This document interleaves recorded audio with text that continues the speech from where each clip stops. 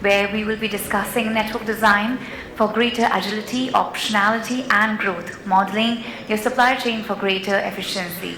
Please help me in welcoming our moderator, Mr. Dhritiman Chakraborty, Director Operations Ingram Micro. We have a panelist with us as well, Mr. Vineet, Jain, Head Supply Chain, Havells India Limited, Mr. Manotosh, Bhattacharya, Lead S&OP, Excellence Deployment Philips, Mr. Anjan, Senior Vice President, Logistics, UltraTech Cement, Mr. Navin, Baid, Head Strategy and Operations, Asia Pacific, Lenovo, Mr. Atul, Barve, Head Supply Chain Operations, DNL, CDIT Division, Reliance Retail Limited, Mr. Ramakrishnan, Subramanian, Chief General Manager, Product Placement Planning, Integrated Margin Management, Hindustan Petroleum Corporation Limited, and Mr. Jaspal, Gandhi, Vice President, 4PL and Contract Logistics, SS, Supply Chain Solutions, 3SC. Very, very warm welcome to everyone. I hand it over to our moderator.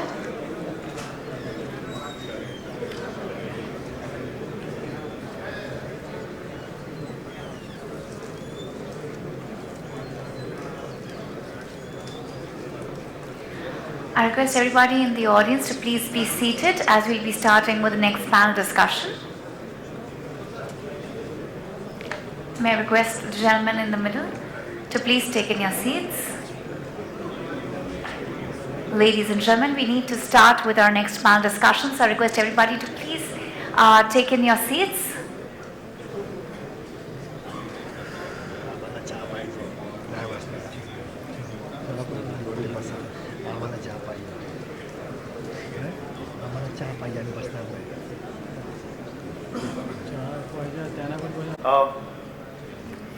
I cannot say it's a post-lunch session. I hope all those impact of the lunch has already gone over in the previous session. So I'm expecting a more interactive session, this particular session. So friends, the topic that we are discussing here is regarding network design in supply chain. So when we talk about network design, one thing that comes in my mind, in 2016, wherein we had the impact of GST across the country. Before GST, obviously the scenario was completely different. We wanted to have our presence across the country to take the benefit of the taxation, the central tax, the state tax, so on and so forth. And post GST, I know many of the companies have worked on rethinking on their network design across the country. And many changes happened. Organizations who had presence in, with warehouses like 60, 70, 80, they brought it down to 25, 30 warehouses. Now, then COVID happened. And when COVID happened, obviously consumers like you and me, we had the first time taste of wedding at home, getting the material in 1 hour to 2 hours time. And post COVID, that is something which has changed the consumer mindset completely. So as a result, everybody has to again come back to their meeting room, restart discussion. Do we again need to look into our network?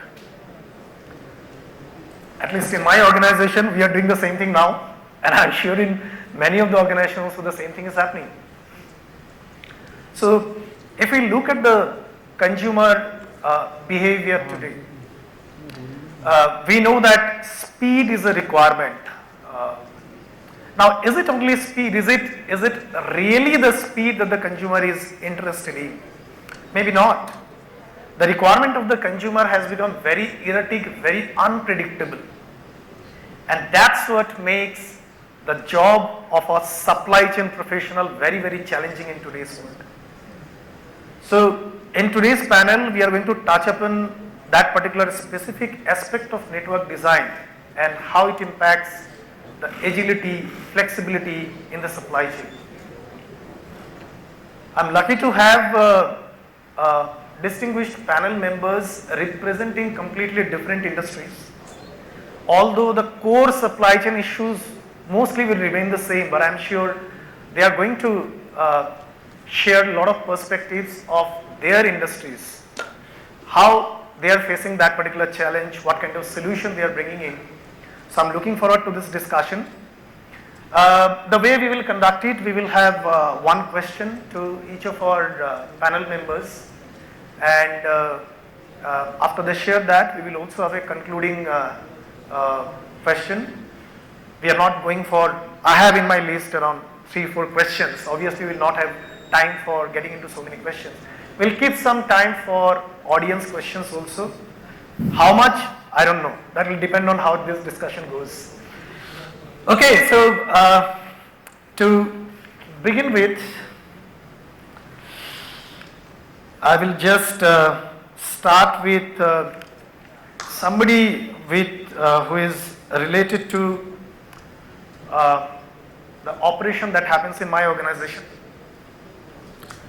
So my first question will be to Navin, so who heads strategy and operations in Lenovo. Well, before that, maybe I have not given my introduction, quick introduction regarding my organization. I represent Ingram Micro. Ingram Micro is an IT distribution company. We are a B2B company, so that's why we are not a consumer brand. Many people don't know the name that this company exists. Well, we do exist. We play a role in bridging the gap between the manufacturer of IT products and the reseller of IT products. So our value that we add to the industry, we ask the manufacturer, sir, please concentrate on bringing in new IT products. Rest distribution part, you leave it to us. So we work closely with the IT companies, and obviously Lenovo is one of our biggest partner in this business. So my first question will be to Navin. Lenovo obviously operates at a global scale. So how do you visualize your supply chain model to cater to your diverse markets when we look at, say, a global market kind of scenario, in mitigating the risks that are involved? And when we are talking about the risk, specifically, I would like you to emphasize on the APAC region today, the current risks and challenges that are there. So yes. So, am I audible? Yeah. Thanks, Dhritiman, and good afternoon, everyone. I represent Lenovo and the e-commerce part of Lenovo.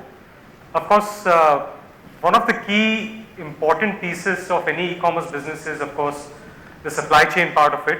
Apart from the fact that there is a lot of emphasis on having better design, not just online, but offline as well. And the experiences which you stitch together for the customer across all of these different touch points is very, very, is almost equivalent to the kind of success you will see, right? And I mean, just to, step back a little bit and talk about Lenovo. I mean, most of you guys know about it. We operate in about, 180 odd countries, have 36 odd manufacturing facilities across countries.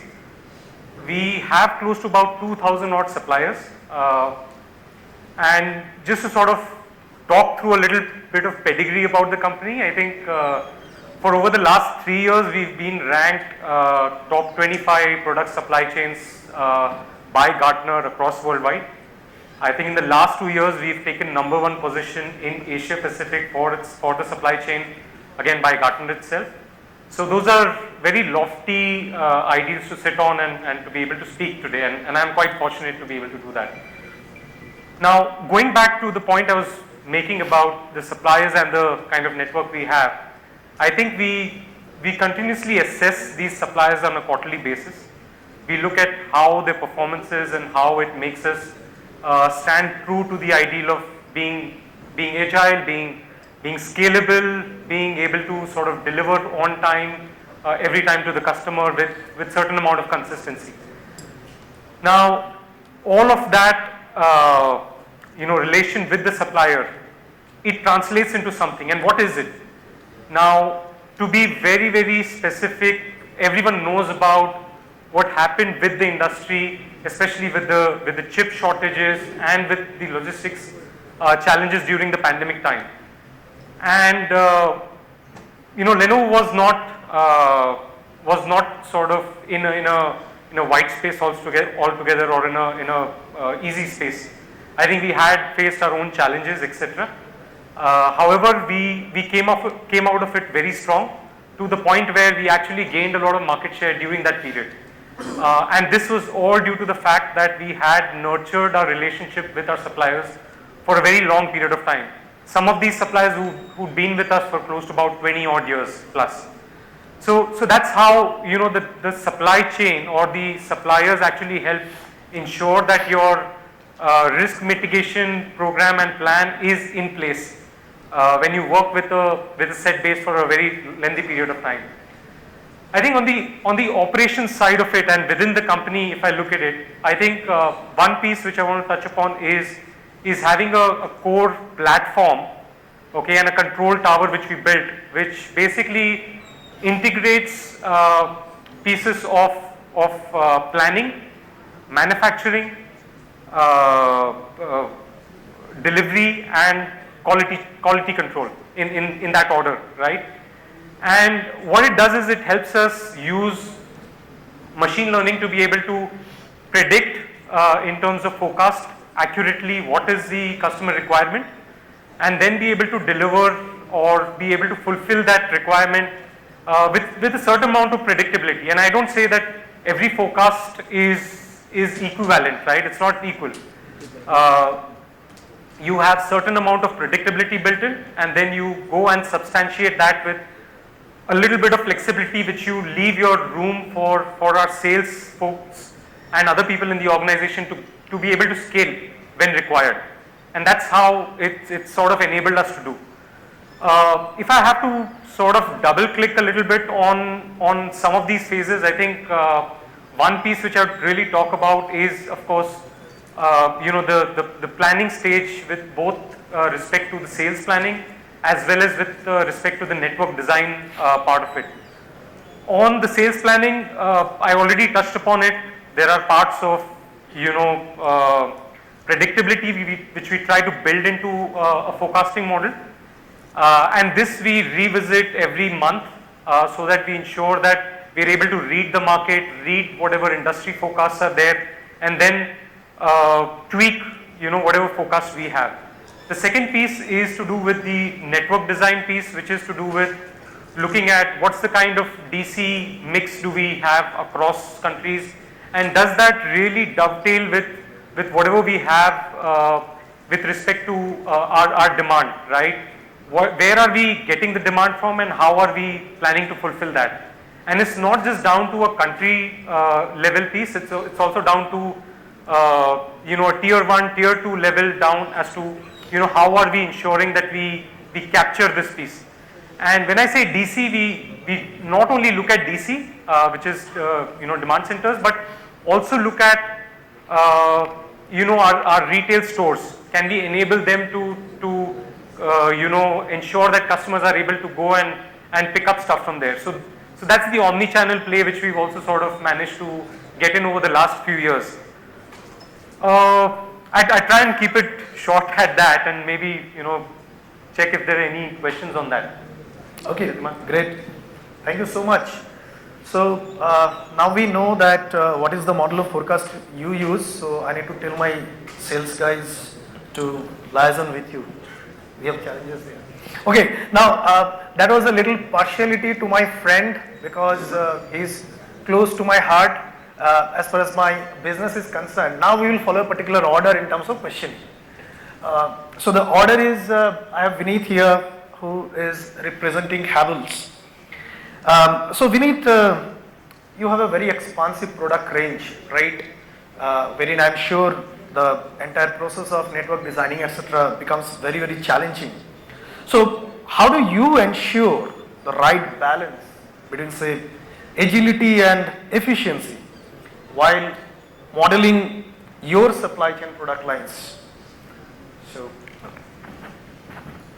yeah.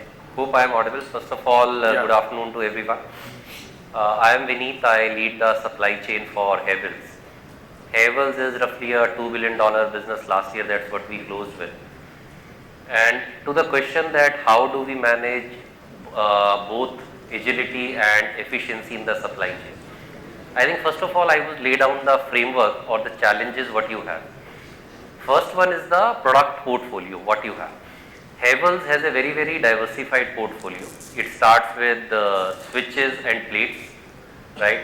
Then you have wires and cables. Then you have fans, electrical appliances like water heaters, geysers, grooming products. Then it goes to Lloyd as a brand which is into consumer durable. So I think once you need to design your supply chain, first part what you need to consider is your product portfolio. Second part is the channel which you serve. Again, most of the company serves the different channels and nothing different for us. Those channels being the traditional trade, modern trade, then we have B2B project orders because we are into cables, wires, etc. Then CSD, CPC, and then you have got B2C as well, those small, but that's an emerging channel right now. So first part is the product portfolio. Second part I would say is the channels which you serve. Third part is the customer expectations, and I would sort of give you a few examples what are the customer expectations. And basic answer to, philosophical answer to this question is that you need to consider all these three things, and I am sure there might be many more, but primarily these three. And you need to design your supply chain so that you can achieve both customer service. I am just translating agility into customer service. I am just broadening the agility into customer service. And you can manage the efficiency. I will give you an example. Like say if you need to design a supply chain for Lloyd which is consumer durable. That's the product portfolio part. Channel part is there are either the organized retail chains, the electronics consumer durable chains, you know, like Chromas. I met few of my colleagues from Chroma, or you might have Reliance Digital. Then there are normal traditional shops, right? You need to serve both the channels, and the supply chain for both is different. For the bigger orders which these organized modern trade would give, we would directly serve them from our factory or central hub, because you could make full truckloads and you could send it to them because their order sizing is large, right? So that's one design of supply chain which helps you to achieve for this product portfolio, for this customer, both efficiency and agility. Coming to the second part, for the same product portfolio, you have got the traditional trade or traditional retail outlets where the order sizing will be small. There you would probably take the product to your local warehouses and would serve them from there, right? That's how you need to design a separate supply chain depending upon your product portfolio and your customers and the order size. That's one example. Other example I would take is say the project orders. All of us know and you can relate to it. When you are ordering any electrical products like switches, plates, wires, etc. for your home, when you are renovating your homes, you want all products I should get in one go, right? So there the customer requirement probably is not the agility. The customer expectation there is give me my full order in one go so that I am not hassled, right? And that's a different expectation. So I am saying you need to see what's your customer expectation. So there then we have done sort of a hub supply chain where we would put fast moving SKUs probably into the local warehouses, slow moving into the hubs. We will consolidate after the order, that order into the local warehouses and then supply to the dealers and then to the customers. That's the second example I am saying that how do you manage both efficiency and agility. Again the third example, D2C, and all of us know that D2C orders will be small. It might, you have to open cartons, you can't supply into big cartons, they will be of individual units. So the model which we are going ahead with is in the shop-in-shop concept. In the sense, let us have a smaller warehouse inside a big warehouse, let a specialized D2C service provider manage it, where they will have the inventory, smaller inventory, obviously much smaller inventory, and will directly serve the customer orders. right? So I'm not telling the things conceptually, but I'm just giving you the full few examples where you see what's your customer expectations, what's your product portfolio, what's your order sizing, etc. Depending on these factors, you need to set up a differentiated supply chain so you can meet both the objectives. So I will stop it there in interest of time, and we can take anything if is there in the question and answer session. Okay, fantastic. I think you touched upon very important point, saying that since organizations operate in different markets, so your supply chain network design that you do, that also needs to be taken care accordingly. You cannot have a one size fits all. Well, I'll go to my friend Manotosh, who represents Philips. So Manotosh, Philips is known for its innovation. So can you provide some insight of how your S&OP process integrate with the agile network design to ensure that your product is available and can be delivered on time to your customers? How do you do that? Yeah, thanks for that question, Dhritiman. First of all, good afternoon to everyone. My name is Manotosh and I work with Philips in their healthcare division. I think the situation and the environment that I belong to is little different than what, let's say, we usually face, in the sense that the portfolio that we offer, at least from a healthcare division, is largely make to order, and we do have certain things which is pretty much close to made to stock, but largely the portfolio that we deal is majorly on make to order. So that that becomes more complex in terms of how do we define and plan our strategies and how do we serve the customers, right? Now, coming back to the question, Dhritiman, as what you have mentioned, what we try to do in the S&OP process is typically during the long range planning process, given that again the ecosystem that, let's say, the Philips is working is largely global. So the products are mostly imported to India and served to the markets, and the manufacturing locations are spread across the world, right? Now, so what we try to do over there is that on the long range planning exercise, when we do once in a year, that's where it all starts. Something that Vineet already spoke about it is, we try to define that what's going to be our portfolio and the market offerings. What are the new product introductions that we want to bring into the markets, which then translates into that what's going to be my market segment and where do I want to play, right? So what's going to be my customer segment and my demand hotspots, as we say. Once that is defined, then we try to see that the next question that comes is that what is going to be your service level, right? So something what related to, again, to agility, that do I need to serve the order in a day or 7 days or in a month, right? If that is the case, then also it depends, then it tries to triangulate that where do I put my fulfillment centers. At this point we just define, let's say, where do I put my fulfillment centers. Once we define it, then the question comes that now where do I manufacture my product, right? So then the manufacturing strategy is defined, or the product factory combinations are defined. Again, depending upon various situations, that where do you have my vendor base, where do you have my customer base, the lead times, and also then we try to triangulate with the total cost of ownership optimization. So should I do local for local, again on the manufacturing footprints and the factories, or should I go for an import? So this is how we build in, and once this is done, then we know that overall, let's say for a 3 to 5 years of horizon, what's going to be my play? Again, starting from that, what do I want to offer to the market, to what extent, and then looking back and constructing the pillars to supply. So friends, so that's a global supply chain in play in this entire, the way he has explained how S&OP is done in Philips. Fantastic, thank you for that. Yeah, so coming to Atul, in Reliance Retail.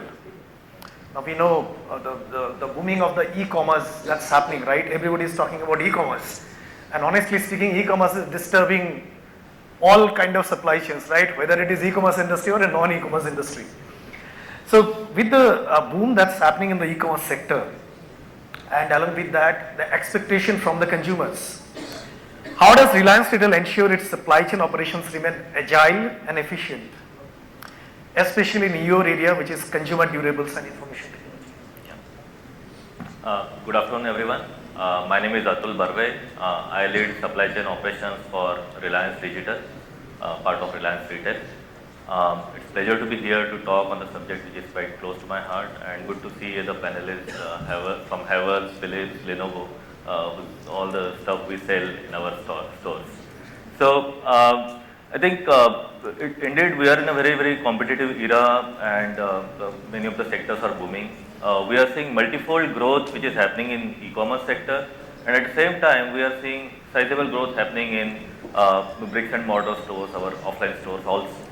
So to ensure that we remain agile and at the same time cost efficient, we have actually adopted a hybrid model from supply chain operations perspective.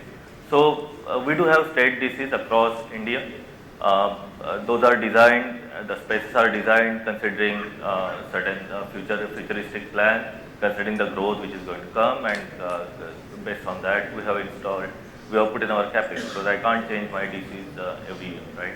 So that's my fixed model, but at the same time for my mid-mile deliveries and last mile deliveries, we are going extremely agile, because that's the place wherein which keeps changing. We have multiple disruptions, multiple changes which are happening across the demand centers, and we are supposed to be extremely agile on that.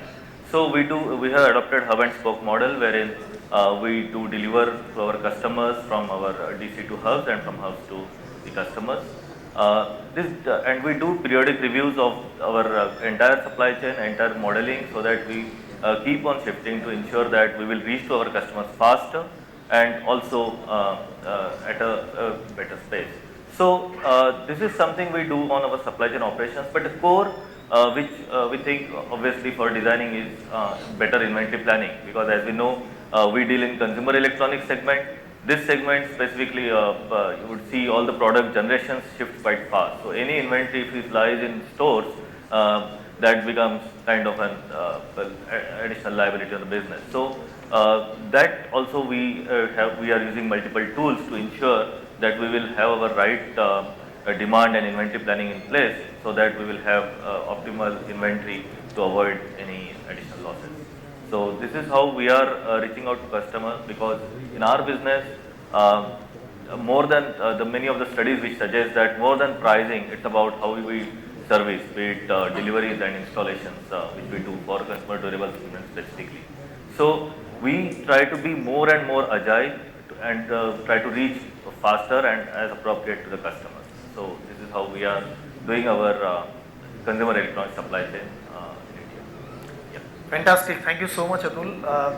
And I'm sure for non-e-commerce companies, there are lessons to learn how they manage, because even though whether it is e-commerce or non-e-commerce, from a customer's point of view, they expect the same service. Well, next I'll come to Anjan. Anjan, cement industry. Wow, that's a high volume and voluminous business, and obviously low value. So how does UltraTech leverages network design to ensure cost effectiveness while again maintaining the service levels to your customers and considering infrastructure challenges in the regions? I think that's not working. You can give a hand mic, Steve. Yeah. Yeah, so thanks Dhritiman for the question. I think after hearing from all my fellow panelists, I do agree cement is a little bit of a different industry, definitely, as you said, it's a very high volume. Luckily for us at UltraTech, network design has been one of the pillars for driving the growth.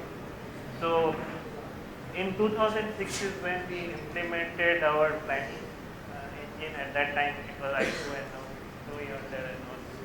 So this helped us not just for our monthly planning, but for our annual exercise and even for evaluating our strategic growth options like acquisitions or expansion. Cement, as you know, is a raw material is limestone, and traditionally it was that cement plants used to be located in limestone clusters. And over a period of last 20 years, people have grown by putting in cement grinding units closer to the consumption center, and then we have moved to packaging terminals. Because cement by nature, low value, so logistic cost is a very high component, and any handling in cement is a kind of a cost add-on. So the more we are closer to the market, we can send directly to the customers and thereby avoid the handling. So it kind of that was one of the driving factors. So one thing you asked was how do we balance between service levels and cost. So always our planning is designed on contribution maximization. So it is not on cost optimization. So basis wherever what kind of service levels is required by the different segments of customers, whether they are institutional customers or whether the trade channel is there, depending on that the model will suggest the network. Over the course of the last few years, what we have added on is that we are now looking at some of my fellow panelists shared is that where the demand is significant.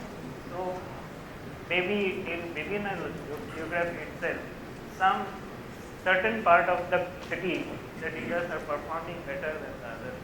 So then we are doing that on a monthly, 15-day as required, and we are looking at is my warehouses or my nearest plant located in the right location, and do I need to relook at that?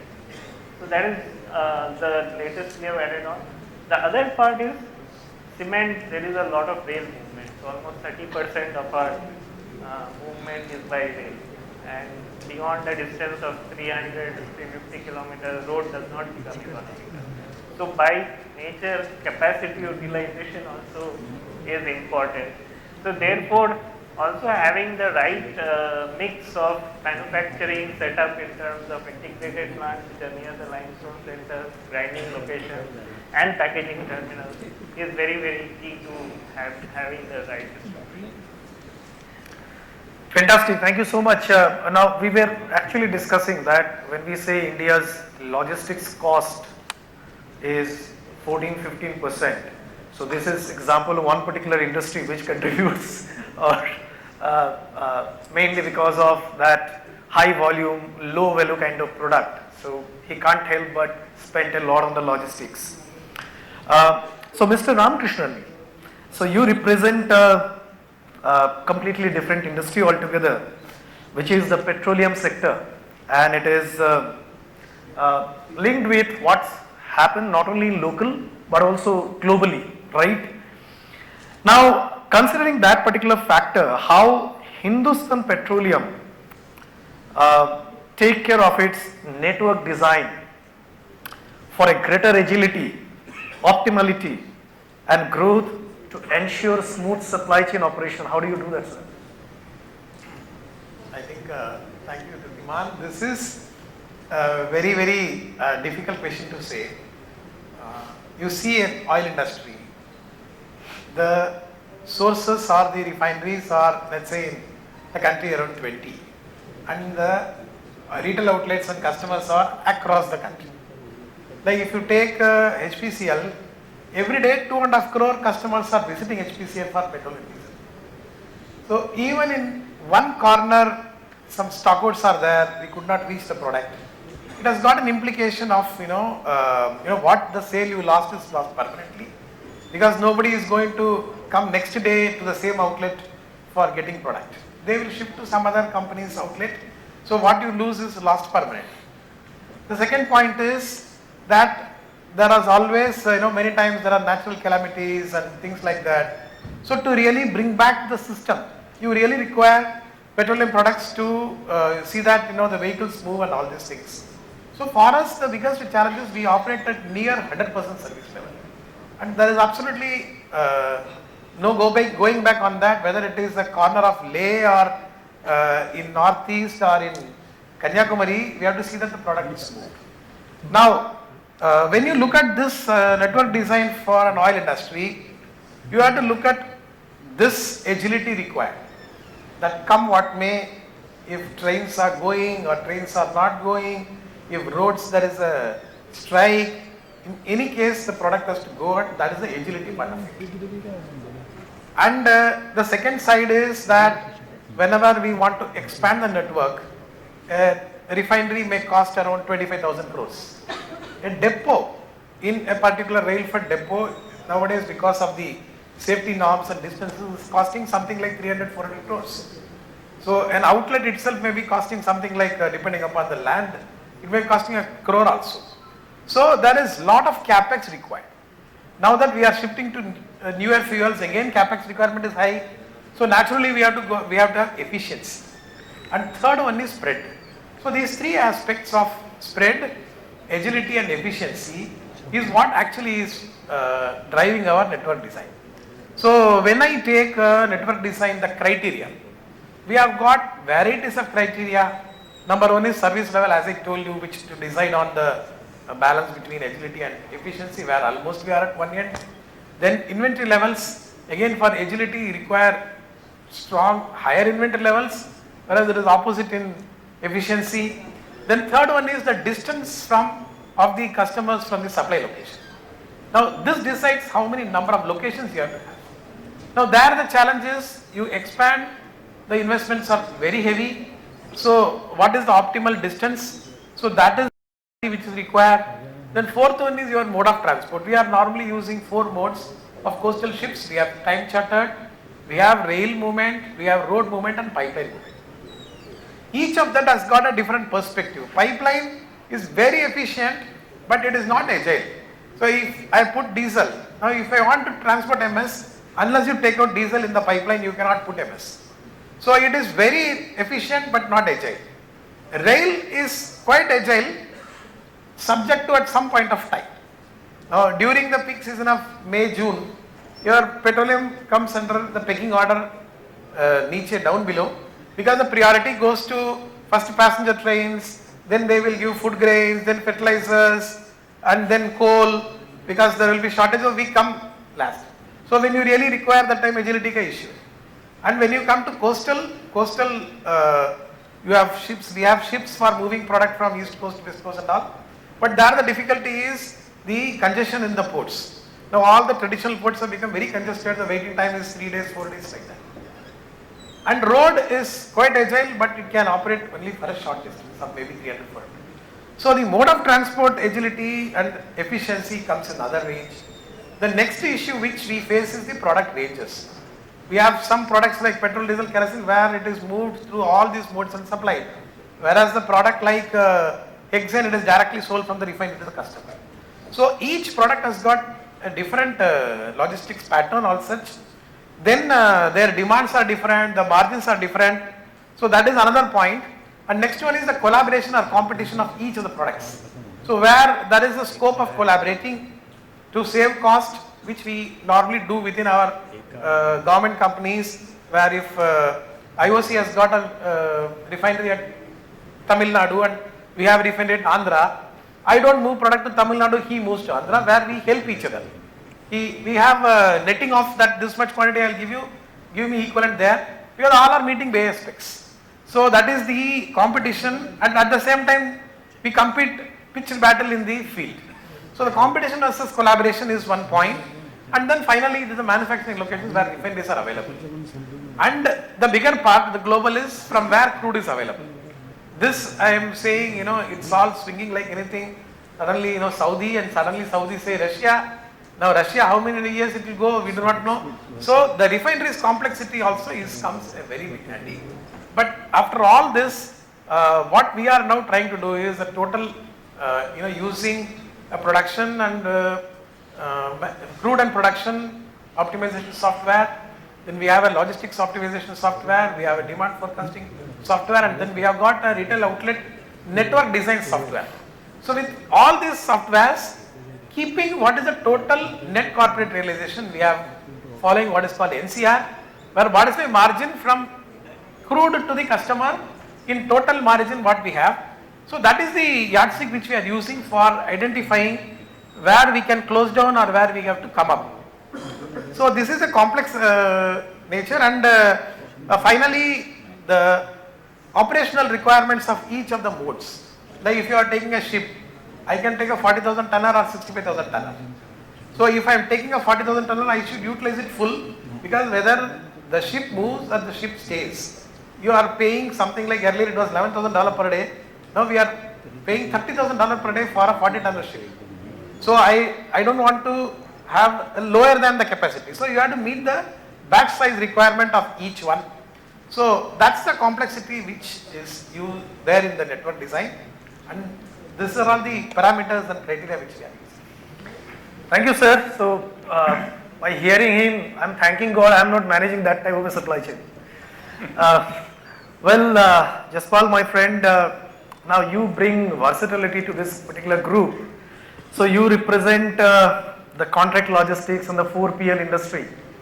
So from your perspective, what will be your suggestion so that companies can maximize their value by outsourcing certain activities to 4PL and contract logistics, while at the same time maintaining the agility and also the growth potential? Thanks, Dhritiman, and thank you for putting me at the last so that I can barely gauge what people have said. So good afternoon, everybody. So I'm Jaspal. I represent the contract logistics and 4PL business for supply chain. We are almost a decade-old organization delivering innovations in terms of sustenance. We are a niche in terms of supply chain. At one end of our organization, we have innovation labs who develops SaaS-based solutions for logistics. On the other hand, we have the execution side of business, which makes the reality true on the other side. Unlikely in the supply chain, either you see a execution side of business or a SaaS side of business. So we are niche who actually has knitted the solution well for the entire logistic industry to deliver better results. Coming to Dhritiman, for your point, I guess the panel was talking a lot about agility, flexibility, but nobody had discussed about how flexible they are in terms of outsourcing. I heard everybody talking about they have the forwarding warehousing, central warehousing, kind of product category mix that they have. So almost 2.5 decades of me seeing logistics industry being outsourcing. So predominantly I see that the only two areas which have been outsourced, one is the warehousing piece, another is the transportation piece. I don't want to criticize what already has been outsourced, but there's a huge gap which already has been outsourced. Say suppose if I take a small example, when I go and meet customers, and not to criticize them, so when they want to outsource their warehouse, they would say, Jaspal, I'll keep the rent with me. I'll keep the security with me. I would keep the supervisors on my roll. You just manage the blue collar. So I don't think this is outsourcing. This is cherry picking in terms of your solution which you are putting to the external agency. So when it comes to the real distribution business, when we bid for RFQs, the service provider says, hey, are you a fleet owner? No, you cannot participate in RFQ. So the 80% of outsourcing which has happened in last over 2.5 decades, itself is very partial. We have gone very selective, and if that has been put in terms of agility, so I guess we are not focusing, the product industries are not focusing at what they are meant to do. Rather they are bringing themselves to work as logistics partners. So I would see the overall thought of agility has still not started. So if I have to see the domains which are beyond 80%, which are still to be thought of going into outsourcing, it's kind of a logistics manager sits on huge heaps of bills, correcting the transport management bills, their outsourcing bills.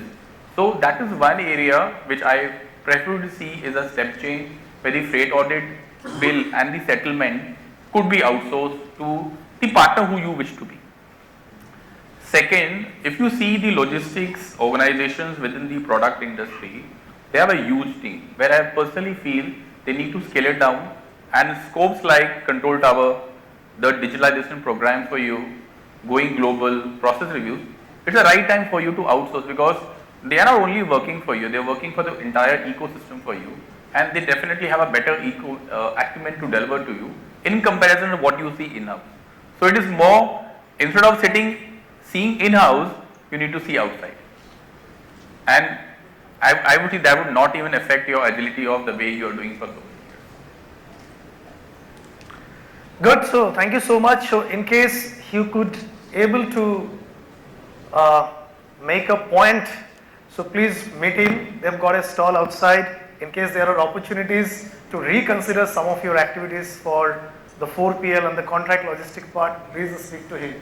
Thank you so much for sharing your views. So now we have very less time left, and we will have a quick fire round. I will ask a few questions, and you will be given only 30 seconds to respond. So let me start with Vineet first. So what will be your one piece of advice you'd like to offer to emerging businesses trying to set up an agile supply chain? One advice would be, don't do a fixed model and capex heavy model to start with, because you will need to pivot, right? Hence, keep that flexibility so that you can pivot. Fantastic. Thank you so much. Manotosh, how do you envision the future of S&OP? We have talked a lot about international challenges in mixing into your S&OP, especially in integrating the emerging technologies. Oh yeah, so yeah, the technologies are emerging. We are also using them. I mean, in short, it empowers a lot in terms of the decision making. Eventually the decision we need to take, but yeah, I mean, we have one less work to do and take the decisions. That's great. Thank you. Yes, Anjan. What do you think to be the next big shift or innovation you are foreseeing in the logistics sector of the cement industry?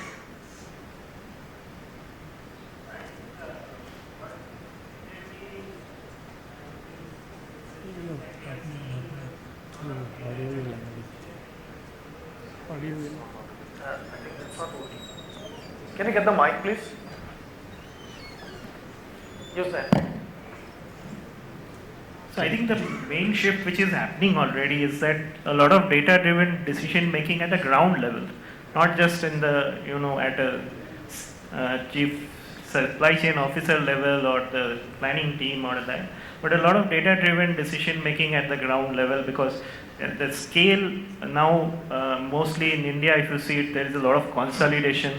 So all the players will be at a very large scale, and to manage that operations, that data-driven decision making with control tower or such solutions will be the key. Okay. Navin,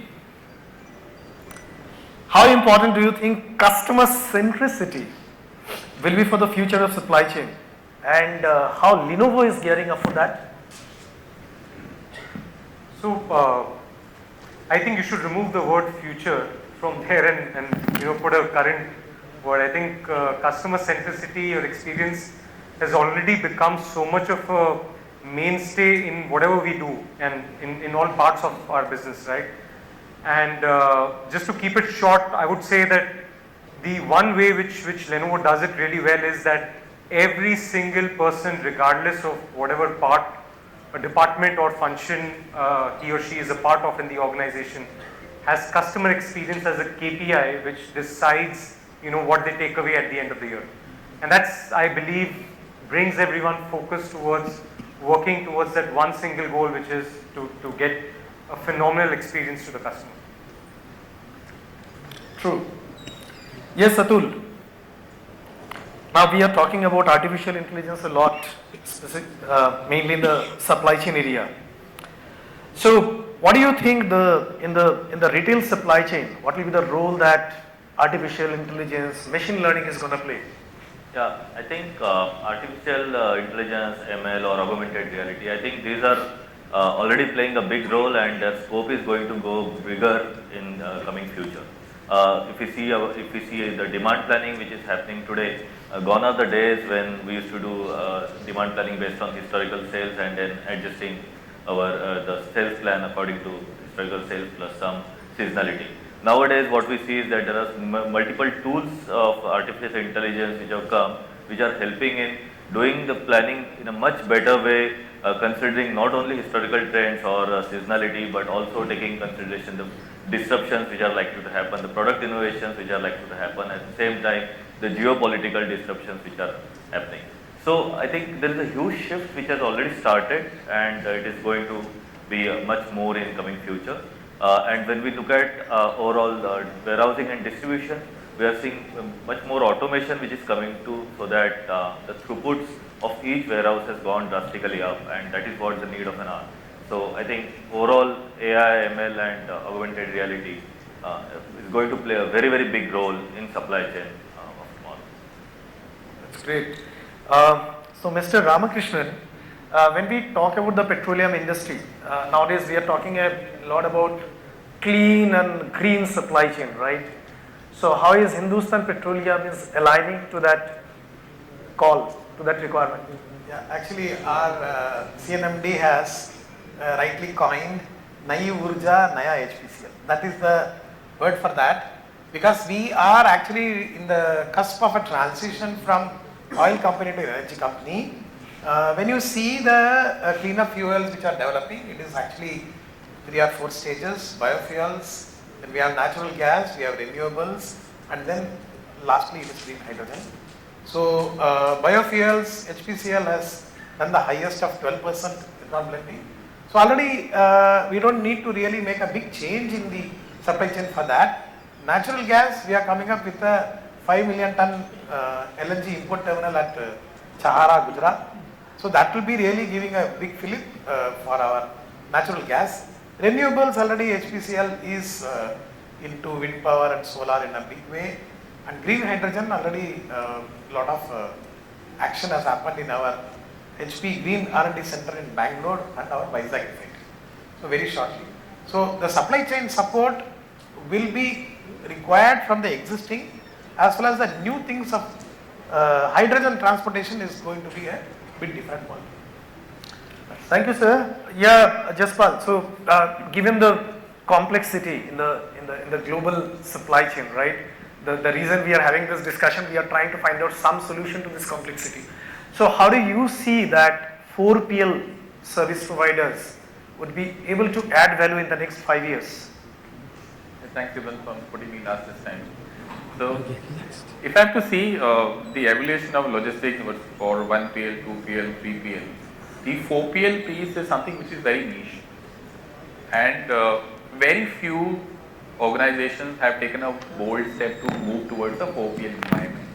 And if you see what Gartner says, that the average growth of 4PL business at a CAGR rate is not more than 5%. So, if an organization has a goal today for a digitalization, globalization, towards the customer satisfaction, which is cuts across through the entire business, then the only partner who can support you with a common goal, who looks into the board of the organization, is your 4PL partner. So I say is that the need of our is that over a period, the organizations have to take a step, which is very bold, which probably most of the logistics verticals within the organization take a fear to do it, because it means that putting all your eggs in one basket. But it's not that. I probably see is that when you select a 4PL for you, you still have all the 2PL, 3PLs under them, and they not become your logistics partner, but a strategic partner, who probably hear you and sense every possible thing which is happening in your board to make it to ground to reach to the customers. So the path that probably, if you want to choose to the best of the technology, selecting best of the processes and customer satisfaction, which is a common goal for organization, then 4PL is the ideal partner you should choose. Thank you so much. We have very little time left, so I will not spend that time in summarizing. I am sure that all of you have noted down the fantastic points shared by all the panel members. So we will take 2 questions if anyone has. Yes, please. Can we have the mic?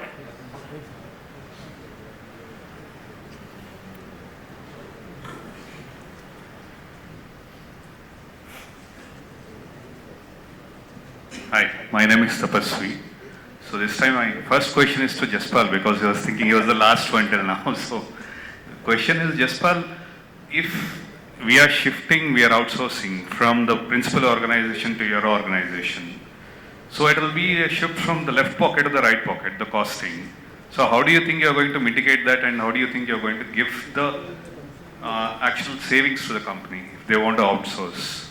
Okay, thanks for the question. So probably I feel it's not the left and right pocket, it is probably coming out of your legacy model in terms of cost and efficiency, and the 4PL environment is only a SLA based. It does not talk about cost. It talks about an SLA that is committed to you, and the reason why the organization starts thinking beyond the 3PL to a 4PL, it becomes that the SLA becomes paramount for them. It's not the cost, it's the SLA which becomes paramount for them. To achieve that, the 4PL will always come in the picture, and it will help you to go away with the legacy which is sitting in your organization. You should be having better models in terms of, supporting the systems, right? Yeah. So that will drive the cost efficiency, is it not? So probably the overall thought for a 4PL environment is to digitalize your entire logistics program, which probably you might not have in-house, but we being an external agency, we try to bring and share that platform for you. So it actually takes away the entire existing manual processes, bringing a very beautiful control tower for you, digitalizing it and bringing savings for you. But the larger goal for a 4PL partner is to move towards an environment of gain share. Bring in efficiencies for you, savings for you, and the only motivation that a 4PL partner will always have to you at some point of time move into a gain share model. Thank you.